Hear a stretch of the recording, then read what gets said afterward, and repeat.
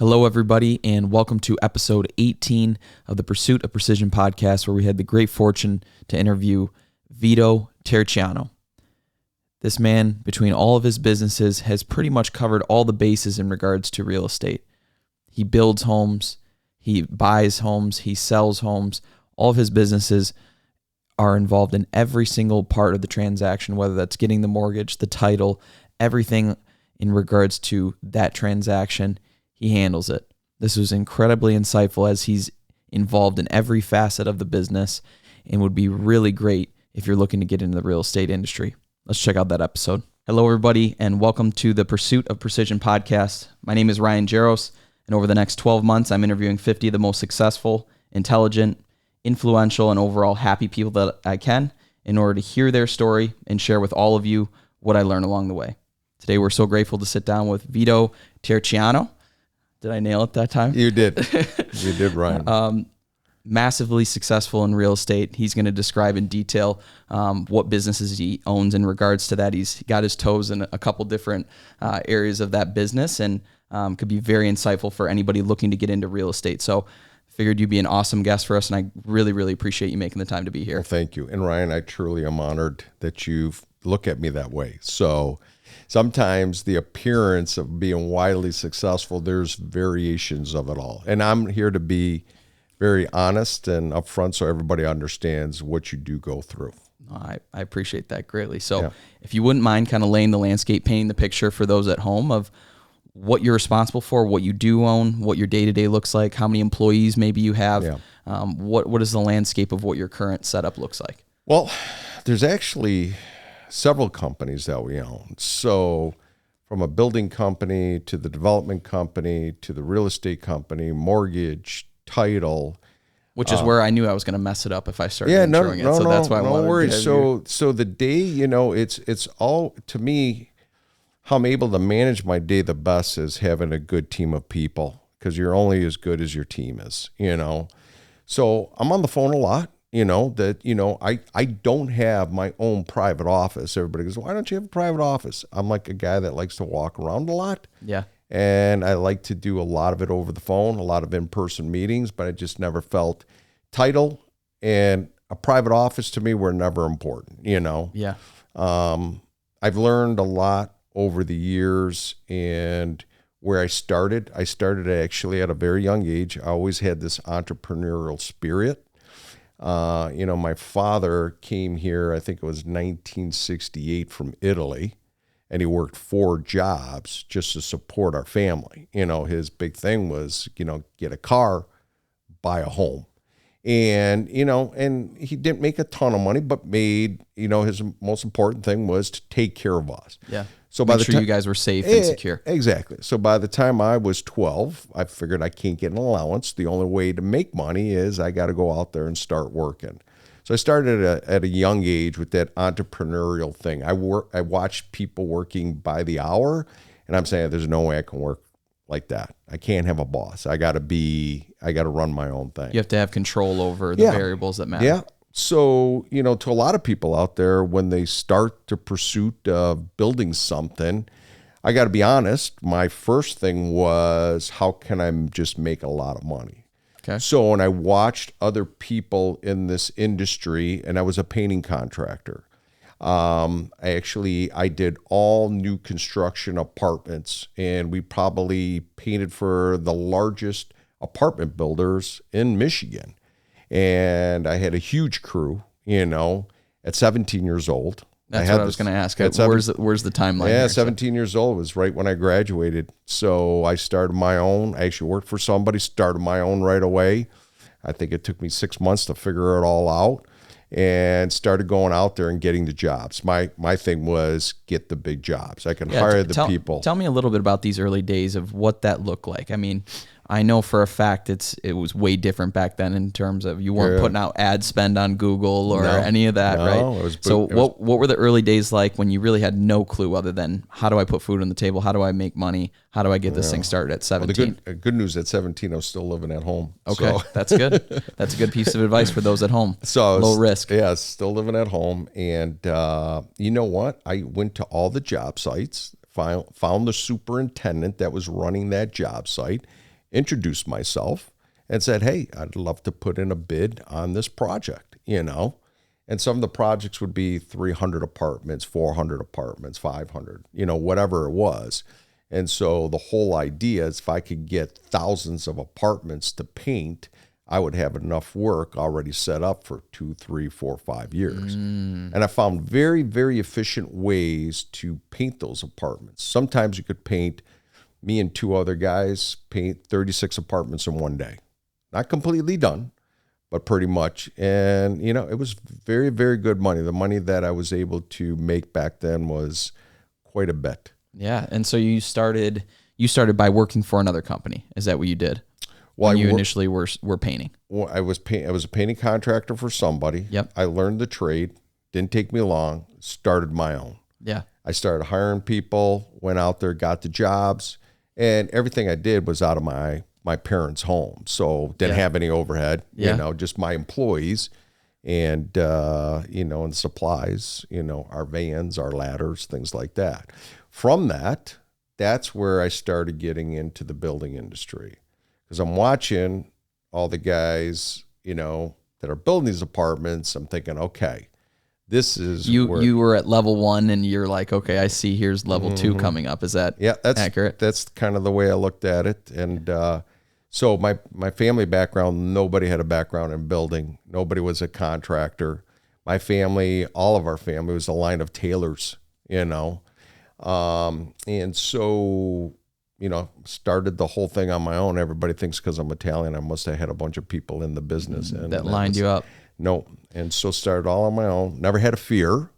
I figured the worst thing that could happen to me, somebody says, nope, you can't have this job, so. But then, I do want to know a little bit about during those painting years, how you kind of scaled.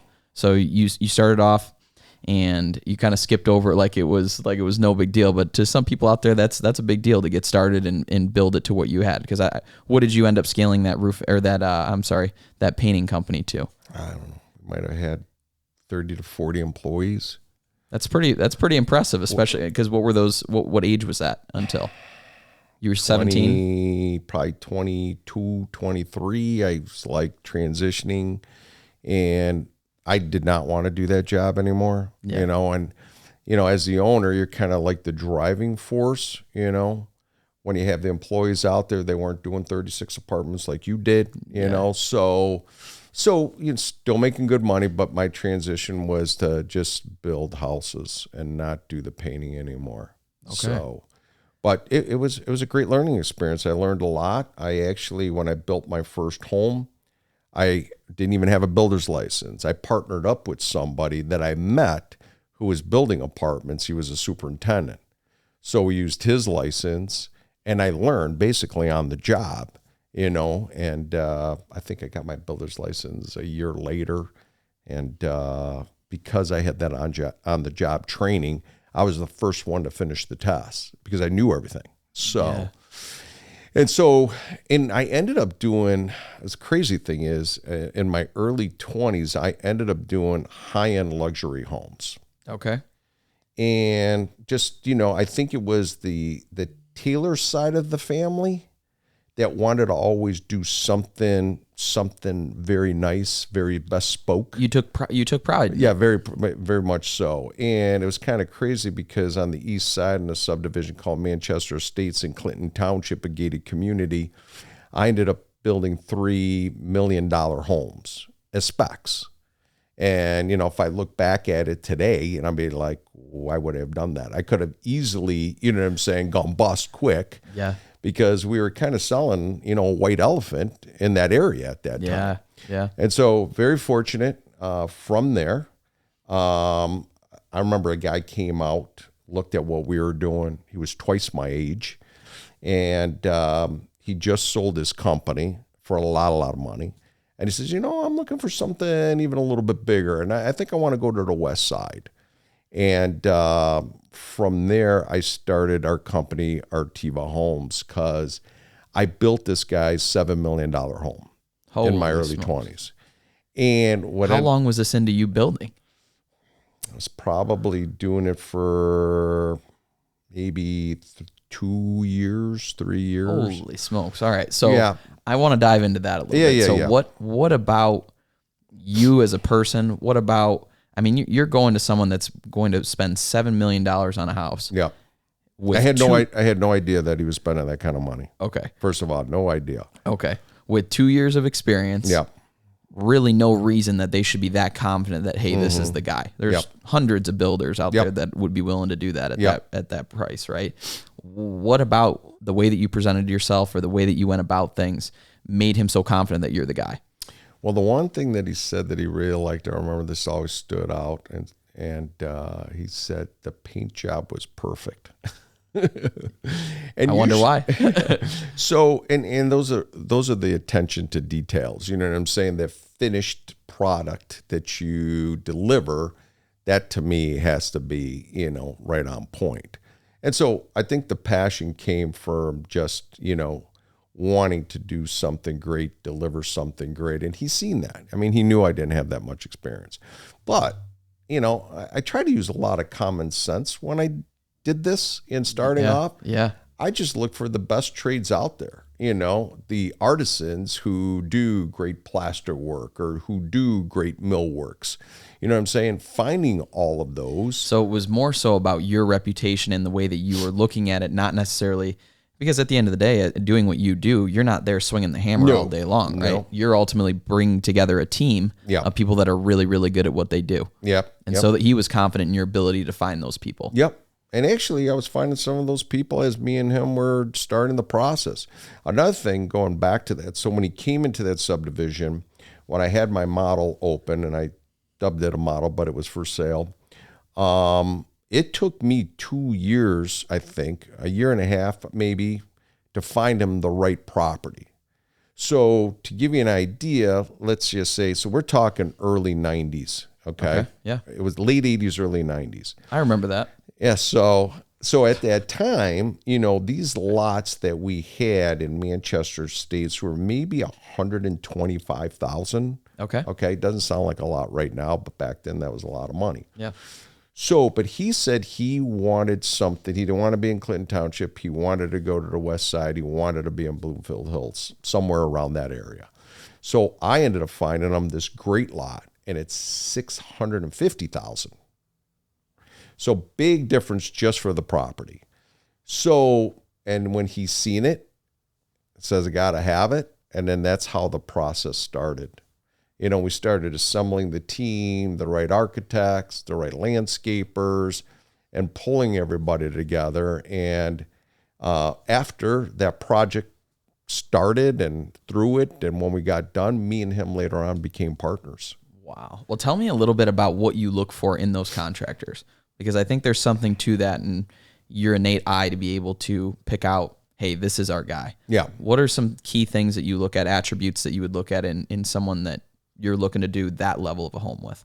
Yeah, you know what? First of all, right now it's tougher to find those people. I hate to say it, but, back then, when somebody's putting up trim, I'm sure you've seen how some people can put up trim. They take the casing and they put a bunch of nails in it right on the face of it, and it's not really the way it should be done. Yeah.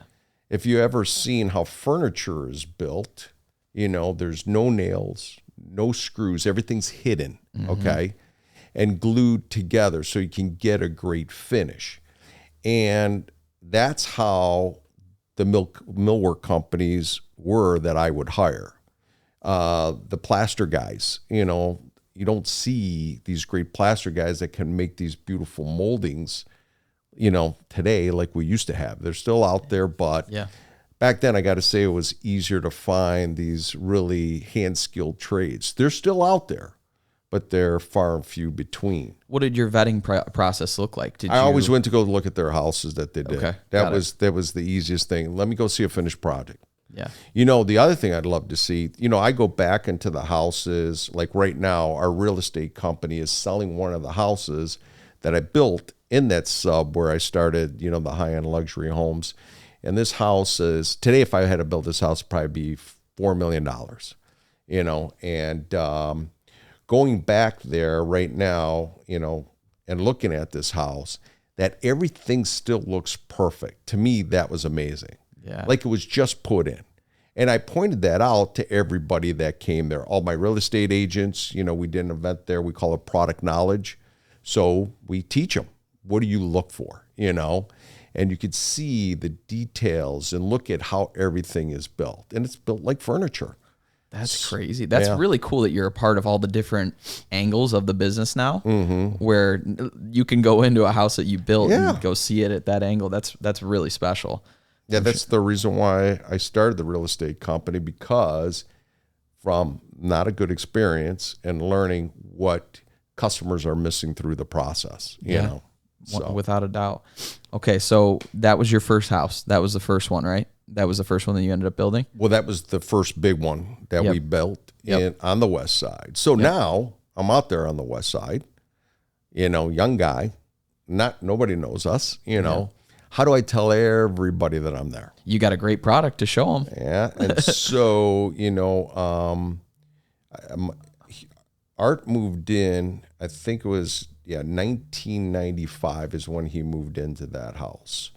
So back in 95, if you think about it, who was out there. I remember there was one magazine, it was called Style. This was before Our Detroit came out. Okay. So Style magazine, I said, okay, let's get a feature in there so we could tell everybody. But I started doing some other things. Masco, which is, they're a huge supplier. They own Delta Faucets. They own a ton of building products. Okay. And go on and on and on. Masco headquarters are in Romulus. If you go out there, they own everything. We were going to use a lot of Masco products in this house, like Eagle Windows. Eagle Windows is at the same level as Marvin was, higher than Pella. And because we're going to use a lot of their products in this house, I got them to get involved with me, and I called this the Masco Showplace Home. So I used their marketing dollars to help me market the house and show off the home. Now, I had to be careful because this homeowner that I'm building a $7 million home for, is not exactly excited about letting a bunch of people walk through the home when it's finished. Yeah. But I said, well, what if I do it before it's finished? And so I told him about the idea of what I wanted to do. So I also got involved with Cranbrook Schools and got a hold of their art department. And I said, hey, I got this great idea. I want to show off the home, but let's put your students' art inside the house. And as you know, their families are coming through, the parents are coming. You're a genius. So, you're a genius. That's the smartest idea. So this house that I built in this subdivision, I ended up building 4 in that sub. It's directly across Cranbrook. So it's a sub called Hidden Ridge. And so, we had, I don't know, we had like 300 people come through, but it was just wildly successful. Got to meet a lot of people, and that's how I started building high-end houses on the west side. And, I've been fortunate to do stuff in Bay Harbor, Michigan, Grand Rapids, so all over. And then from there, did a ton in downtown Birmingham, tearing down houses, building great houses. And then from there, we started getting into land development. So buying raw land, putting in the whole infrastructure in, the roads, utilities, everything, and then building semi-custom homes. So we've done projects. Rochester actually has been a place where we've done a ton, right by Stony Creek High School, Clear Creek subdivision, the Vistas off of Avon, Cumberland, like I told you, in downtown Rochester, the Summit here at Rochester and Tinkin. It was a condo project. So, and then on the east side, we've done, we've been very fortunate and blessed. That's incredible. That's incredible. Well, a couple questions in regards to all that. There's obviously a lot to unpack there. Tell me a little bit about how teams started to build, because again, the initial first build, I'm sure, was pretty lean. It was you hiring out these trades. When did you start to incorporate team, and what did that look like when you started building out that piece? Starting off, I tell everybody, I was a salesman. I was a laborer.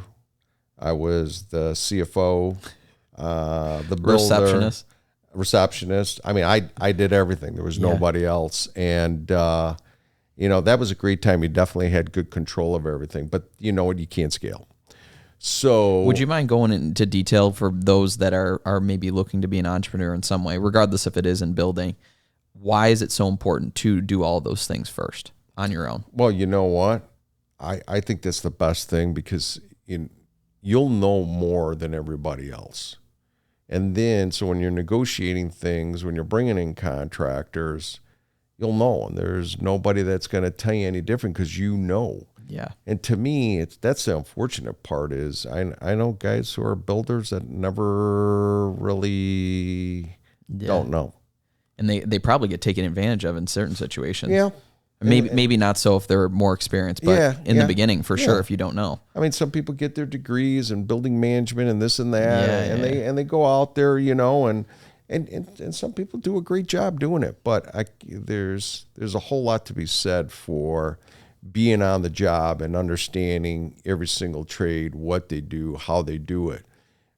Because you got to be able to tell the customers how the process is. How do you know what the process is if you don't know what all the trades do? Yeah. Do you find that there's a level of respect that these employees have for you, knowing that maybe you are this big guy in a suit walking around that just doesn't do any of the work anymore, but they know that you did? Well, yeah. Do you think there's a big level of respect in that regard? Because I can tell, a lot of our trades, they will go above and beyond for a reason. They're not doing, they're doing it because there is, that respect out there. No, that makes total sense. So when you started, I guess, at least if you don't know when it was, what were the first pieces that you did put together? Well, I would say the first pieces, I think everybody starts putting together the pieces that they do not want to do. Yeah. So labor, that's one thing. Yeah. The financial end is a very, very important part. So a good CFO, a good controller, to me, you know what? That's very important. You got to know your numbers, where you're running, where you're at. Because if you don't know on a monthly basis, on a weekly basis, on a daily basis, that's where you start getting into trouble. Yeah. So you definitely want to be in front of things always, never behind, know. So controller, laborers, salespeople, and then purchasing. Somebody out there purchasing everything that's going in these houses. Got it. Especially when we started doing the developments, that was a totally different animal. I had somebody who I brought on as a consultant and all he did was land development. So it's very important when you do land development is to get this thing in the ground quick, get it ready so I can start building houses. Because it's not making us any money unless I can build houses and pull permits. Yeah. I can't even sell, the lots unless I can pull permits. So I hired somebody that I could work with on a weekly basis so everything kept moving and he kept things moving.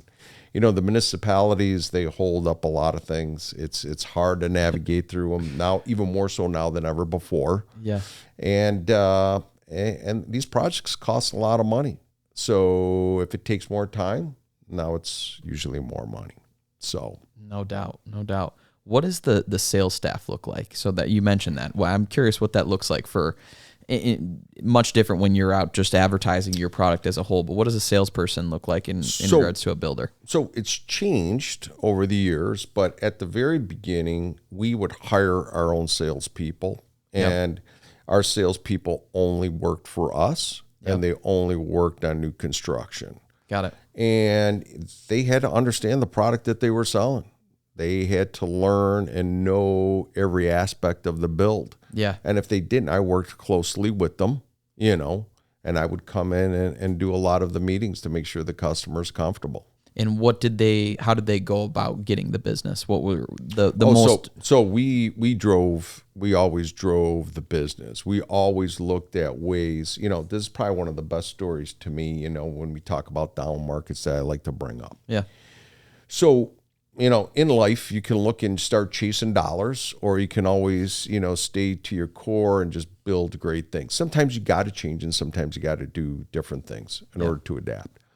But in 2007, 8, 9, 10, we had the crash, and we were getting ready to launch one of our new models, and it was going to launch in 2010.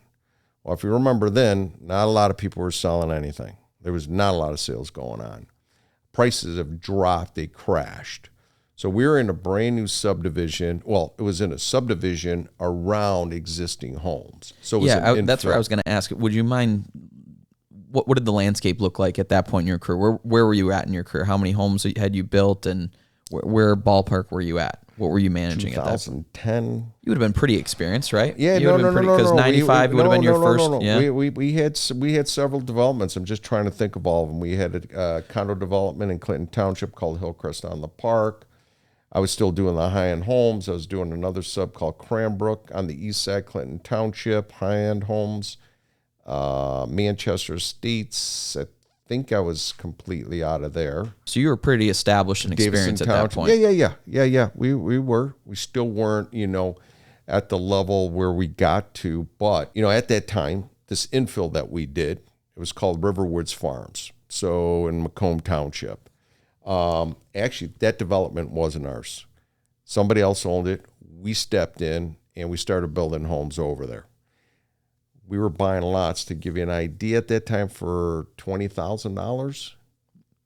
You can't even buy raw land for $20,000. Yeah. To give you an idea, the cost to develop just one of those lots today is like $75,000.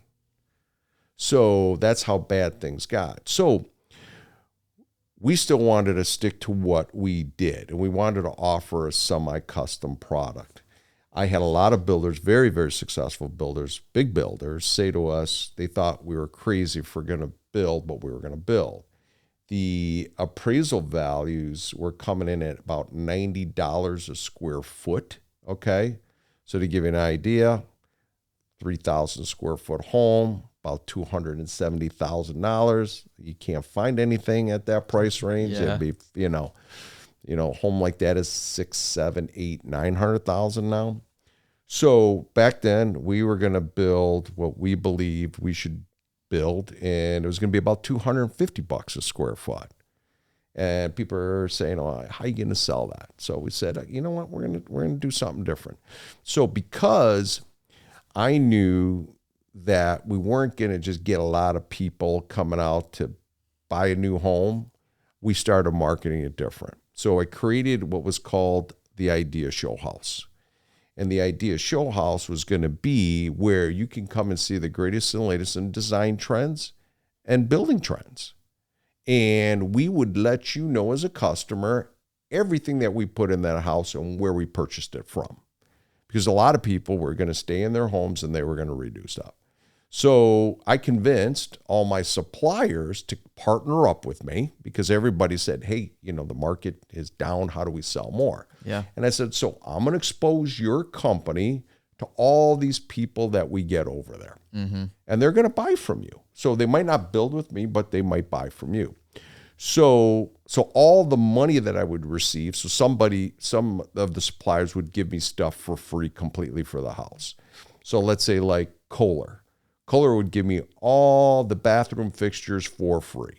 So I would look at that value and say it's $30,000. I'm going to use that money to market the Idea Show House. Wow. And market them. And so we had like Sherwin-Williams involved. I mean, there was a ton of companies. I probably, at one point in time, we had 40, 50 companies that would get involved. And they would do it year after year because it worked. So we drove 35,000 people to that house in 1 year. That's how many people that came through that door in a down market. And what was most of your marketing? Were you doing TV ads, or what at that time? I did of? very few TV ads. I did a lot of called bandit signs. I did a lot of postcards. Yep. I did a lot of stuff like that. There was no social media. That's what I was at. That's why I wanted to get into it. None of that. And that's why we drove. I mean, it was surprising how much traffic we drove. But the crazy thing was we were selling homes at that $250 to $300 a square foot in a market where the other builders were all chasing dollars. And a customer would go to that builder and say, "Oh, this guy's going to give me another $5,000 off." And then go to this guy and go. Yeah, it's just the undercut game. Yeah. Yeah. And we weren't in that. We were looking for the people that wanted something nicer, had the money to do it, and were purchasing. You know what the greatest thing about that, when I look back at it, is we changed what happened for appraisals in that entire community. There must have been 400 homes in there. Yeah. So what can you do when you really think outside of the box? And it's not about money. Yeah. It's about doing something great. Yeah, because at the end of the day, what was happening is it was a race to the bottom. Yeah, They were almost driving the appraisals lower and lower and lower with the way that they were doing things. Yes. And so we continued the Idea Show House every year. And every year we had more and more sponsors, and it was great. I mean, it was just amazing because people would just come out, and they'd come out for free, see the house, get ideas, and we would tell them everything about the house, where to buy it from. It was funny, a lot of builders don't really want to share where they get this stuff from. Even if a builder would ask a builder, hey, where'd you get that at? They don't want to tell you. And it's like, to me, you tell everybody everything. Yeah. So is that because you're confident in your ability to, you're already going to be thinking of how can I improve? How can I improve? How can I get better? So by the time someone tries to copy or replicate what you're doing, you're already a couple steps ahead. Is that, does that ever come into your mind? I think Toyota said this to, everybody publicly out there, come and see what we do. Invited all the car companies, come and see what we did. And you got to try to duplicate it. It's not that easy to duplicate it. Yeah. There's a lot that goes in. On a daily basis right now, I fight to make sure that we have the best of the best. What does that mean? I look at for our customers, for our real estate agents, everything that we do, how do we make it better? How do we make it better? And it's got to be an endless pursuit, because if you're not, somebody else is, No doubt. All right. So during that phase, so you got through that phase, you were able to sell homes, you were able to change and create impact in your industry and in your hometown and in your area, which was affecting you as well, right? So that's pretty cool to see that you were able to have that impact. After things started turning around and continue to get back on track, what were the next projects that you had? Well, a lot. I mean, we've done a lot of projects. I mean, like I told you, just around here, we've done 1, 2, 3, 4 projects just in the Rochester area, from buying land, developing the land. To me, the most exciting thing that I think that we're doing right now, where I can truly impact more and more customers, is on the real estate side, because there's more existing homes that sell out there. That's fair. Than there is new construction. And what I found, and the reason why I started the company 8 years ago, Terra, was my partner, the one that I built the $7 million home for. So my partner was double my age, and he was downsizing. His grandkids, they were already moving out of state. They're starting their own families. He goes, I can't live in this house anymore. It's kind of like running a hotel. So we were going to build him a new house, a ranch condo in our new sub called the Summit here in Rochester. And so we interviewed the top 3 real estate agents in the Birmingham, Bloomfield Hills area. And him and his wife, we all picked the same person. And the experience was not what I thought it would be. I just thought that there would be somebody that would educate the customer on what they're purchasing. Yeah.